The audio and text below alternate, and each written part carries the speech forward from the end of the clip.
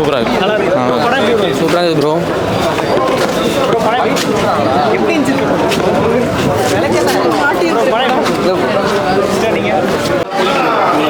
நல்லா இருந்துச்சு.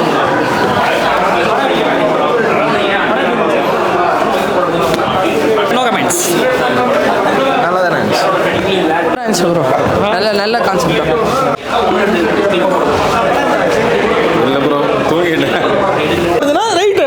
ஒரு ஏதோ ஒரு படமே இல்லாத காலத்தில் நீங்கள் ரீலீஸ் கொடுக்குறீங்களா, நான் ஒத்துக்கிறேன். சரிப்பா, நீங்கள் படமே இல்லாத இடத்துல நீங்கள் ரீலீஸ் கொடுக்குறீங்க, நான் வந்து சந்தோஷப்படுகிறேன். ஆனால் எல்லா படமும் வருது, வந்து புது படத்துக்கு நீங்கள் தேட்டர் கொடுக்காட்டி அப்புறம் எதுக்கு நீங்கள் ஓட்டுறீங்க தேட்டரை?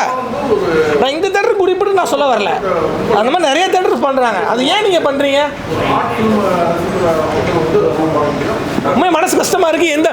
எந்த ஒரு புது டேரக்டரும் சரி, எந்த ஒரு ப்ரொடியூசர்ஸும் சரி, ஒரு தேட்டர் கிடைக்கிறதுக்கு, ஒரு படம் பண்ணுறதுக்கு அவ்வளோ கஷ்டப்படுறாங்க. புதுசாக படம்ன்ற யாரையுமே நீங்கள் வந்து வளர்க்கணும்னு நினச்சிங்கன்னா கண்டிப்பாக அது இதுக்கான ஒரு கரெக்டாக கிடையாது. அவ்வளோதான் சொல்ல வருவேன். ரயில் வந்துட்டு ஒரு ஒரு ஒரு என்ன சொல்கிறது, அதுவுமே வந்துட்டு ஒரு புது நல்ல ஒரு படம் தான். ஆனால் அதையுமே வந்து நீங்கள் மக்களுக்கு பார்க்கறதுக்கு நீங்கள் வாய்ப்புகள் கொடுத்தா தான் அதையுமே வந்துட்டு பார்ப்பாங்க, அதையுமே வந்து இது பண்ணுவாங்க. நீங்கள் மக்களுக்கு பார்க்குறதுக்கு ஓகே, ரயில் ஒரு படம் வந்திருக்கு, யாருக்கா தெரியுமா? யாருக்குமே தெரியாது. அப்படி தான் வந்து அயோத்தின்னு ஒரு படம் வந்துச்சு, யாருக்குமே தெரியல. புகழ் சூப்பராக பண்ணியிருந்தாரு. இதே சசிகுமார் பண்ணியிருக்கனால உங்களுக்கு வந்து இந்த படம் வந்துட்டு பெருசாக தெரியும். அந்த அயோத்தின்னு ஒரு படம் அவனும் வடக்கனை வச்சு தான் எடுத்துருக்கிறான். ஒரு வடக்கன் எப்படி வந்துட்டு இது பண்ணுவான் அப்படின்ற பேஸ் பண்ணி தான் இருக்கான். இதுவுமே அப்படி தான் இருக்குது. ஒவ்வொரு படங்களும் ஒவ்வொரு ஜானர். எனக்கு என்ன, இந்த படம் ஓரளவுக்கு ஒரு நல்ல ஒரு கருத்துள்ள படமாக எனக்கு பிடிச்சிருக்கு. வடக்கம் அது ஒரே சிம்பிள் எனக்கு தான், வடக்கனோ தெற்கணும், நீ பொழைக்க தான் வந்திருக்க, பொழைச்சிப்போ, அவ்வளோதான், பொழைச்சிக்கோ, எவனையும் திட்டாதீங்க. அதை தான் வந்துட்டு சொல்கிறான். ஜாதி மதம் பார்க்குறதுலையோ இல்லை நம்பிக்கை இல்லாததையோ அதெல்லாம் எதுவுமே சொல்லலை. படத்தில் ஒரு நல்ல ஒரு கருத்து சொல்லியிருக்கான். கண்டிப்பாக இப்போ தேட்டரில் பாருங்கள், கண்டிப்பாக நல்லா இருக்குது. படத்துக்கு ஒரு 10க்கு ஒரு 8 கொடுக்கலாம். Thank you so much. Rail movie பார்த்துட்டு வரேன். படம் வந்து பார்த்தீங்கன்னா ஒரு ஆர்ட் மூவி மாதிரி எடுத்திருக்காங்க. இப்போ வடகன்ஸ் எல்லாம் வந்து அவங்க பொழப்பு தேடிட்டு இங்கே தமிழ்நாடுலாம் வராங்கல்ல, ஸோ அதனால் இங்கே லோக்கலில் இருக்கிறவங்களோட பொழப்பெல்லாம் நிறைய பாதிக்குது. ஸோ இது பற்றி தான் படம் எடுத்திருக்காங்க. ஆனால் ஹீரோ வந்து ஒரு தாழ்வு மனப்பான்மையோடு இருக்கார். அவர் வந்து ஒரு வேலை விட்டு பொறுப்பில்லாத ஒரு ஆள், அதனால் அவருக்கு வேலை பாதிக்குது. ஸோ அவர் ஆனால் இந்த வடகன்ஸ் மேலே ஒரு பொறாமையில் இருக்கார். இந்த மாதிரி தான் படம் போயிட்டுருக்கு. இதை வந்து இன்னும் டெப்த்தாக அந்த வடகன்ஸ் அவங்க படுற கஷ்டங்கள், இப்போ எல்லாருமே பொழப்பு தேடி வேறு ஊருக்கு நிறைய பேர் போகிறோம். ஸோ அவங்க படுற கஷ்டங்கள் பற்றியெல்லாம் அவங்க சொல்லுவாங்கன்னு பார்த்தா செகண்ட் ஹாஃபில் ஃபுல்லாக அந்த ஆள் இறந்துடுற மாதிரி டோட்டலாக வேறு மாதிரி படம் ட்ராவல் ஆகுது. ஒரு என்டர்டெயின்மெண்ட் வேலையாக நீங்கள் படம் பார்த்தீங்கன்னா உட்காந்து படத்தை பார்க்க முடியாது.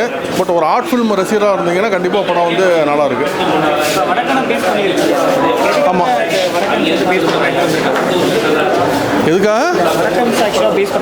ஆமாம், எதுக்காக அந்த மாதிரி பேஸ் பண்ணி படம் வந்திருக்கு? இல்லை, நம்ம ஏதாவது ஒரு கான்செப்ட் வச்சு படம் எடுக்கணுங்க. ஸோ இது வந்து ஒரு நல்ல ஒரு கான்செப்ட் தான். இன்றைக்கி ப்ராக்டிக்கலாக பார்த்தீங்கன்னா நம்ம நார்மலாக ஒரு கடைக்கு போனீங்கன்னா இப்போ அண்ணா ஒரு டீனுங்கிறது போல் வையா சாயின்னு சொல்கிற அளவுக்கு வந்து இங்கே சென்னையில் ரொம்பவே பரவி இருக்குது. ஆல்மோஸ்ட் தமிழ்நாட்டில் பரவிட்டு வருது. ஸோ இன்றைக்கி இந்த இது வந்து வேறு எந்த படத்துலையும் அவங்க காமிக்கலை. ஸோ அதனால் வந்து கண்டிப்பாக வந்து நல்ல ஒரு டாபிக் தான். ஏன்னா நார்த் இந்தியாவிலேருந்து நிறைய பேர் இங்கே வராங்க. எந்த அளவுக்கு வராங்கன்னா, இங்கே தமிழ்நாட்டிலே வந்து வெறும் தமிழ் பேசணுன்னா நம்மளுக்கு கொஞ்சம் கஷ்டமாக இருக்குது. நம்மளுக்கு கொஞ்சம் ஹிந்தி தெரிஞ்சால் தான் நம்ம கடைக்கே போக முடியுங்கிற மாதிரி ஒரு லெவலுக்கு வந்துட்டுருக்கு. ஸோ இது உண்மையிலே நல்ல ஒரு டாபிக் தாங்க. ஏன் இதை அதை பற்றி படம் எடுக்கிறத பற்றி என்ன தப்பு?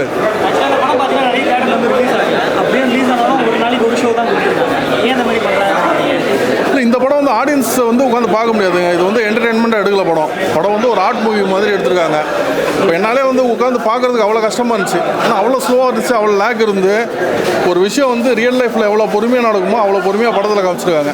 ஸோ நம்மளால் உட்காந்து வந்து நம்ம மக்களுக்கு அவ்வளோ பொறுமை கிடையாது. ஸோ அதனால தான் இந்த படம் வந்து கண்டிப்பாக மக்களை வந்து தேட்டருக்கு வர மாட்டாங்க இந்த படத்துக்கு. ஒரு ஆர்ட் மூவி ஃபேன்ஸ் வந்து ரொம்ப கம்மி பேர் இருக்காங்க. அவங்களுக்கு மாத்திரம் இந்த படம் ரீச் ஆகும். பட் அவங்களுக்கு வந்து ரசிக்கிற தான் இருக்குது. ரயில் படம் ஆரம்பம் வந்து பார்த்திங்கன்னா கொஞ்சம் ஒரு நல்ல லைனாக தான் ஆரம்பித்தாங்க. ஆக்சுவலாக ஒரு வடக்கன் இங்கே வரான், வந்ததுக்கப்புறம் நம்மளோட வேலைகளெல்லாம் அவன் தட்டி பறிக்கிறான் அப்படின்ற மாதிரி ஆரம்பித்த ஒரு படம்.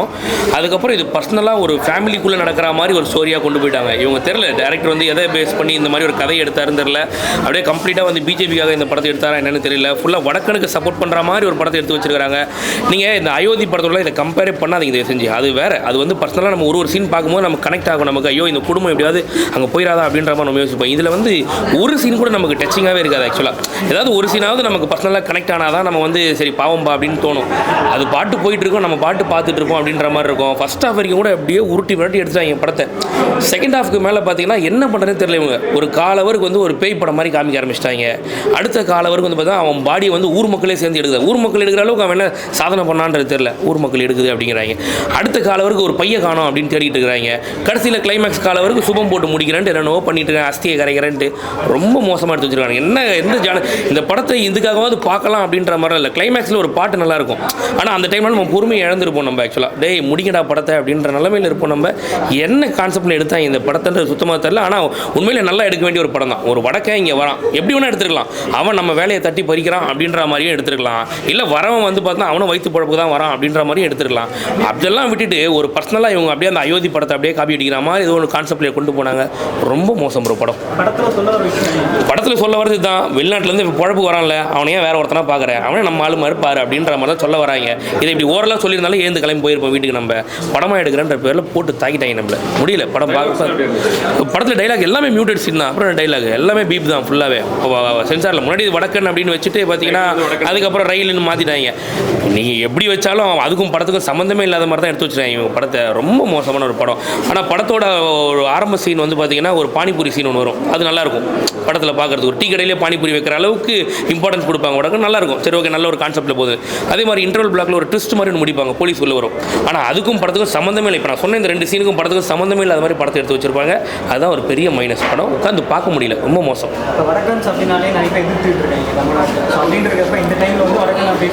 எப்படி ஒன்றா எடுத்துக்கலாம் ப்ரோ. ஆக்சுவலாக வந்து வடக்கன்னா நல்லவன் அப்படின்னு சொல்ல முடியாது, வடக்கன்னா கெட்டவனும் சொல்ல முடியாது.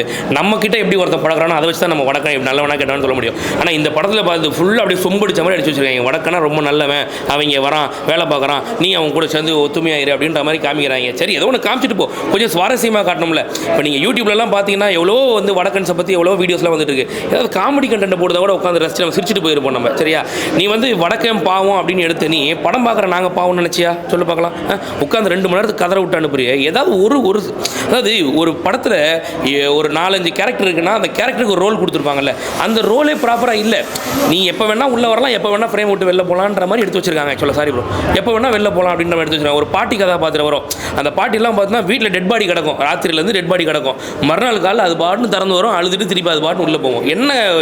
என்ன கான்செப்டில் இந்த ஸ்கிரிப்டை எழுதுனாங்கன்னே தெரியல. ரொம்ப மோசம் படம். நம்ம பொறுமையை ரொம்ப சோதிக்க ஆரம்பிச்சிடும் படம். ரேட்டிங் 10க்கு 2 கொடுக்கலாம். அவ்வளோதான். அதுவே ரொம்ப அதிகம் படத்துக்கு. கொடுத்தா திருப்பி காசை கொடுத்தா நான் அப்படியே ப்ரோ எதையும் போடாதீங்க ப்ரோ அழிச்சிருக்கேன் ப்ரோன்னு சொன்னேன் வீட்டுக்கு போயிடுறேன். நான் வேஸ்ட்டு ப்ரோ, 120 ரூபா வேஸ்ட். ஓகே.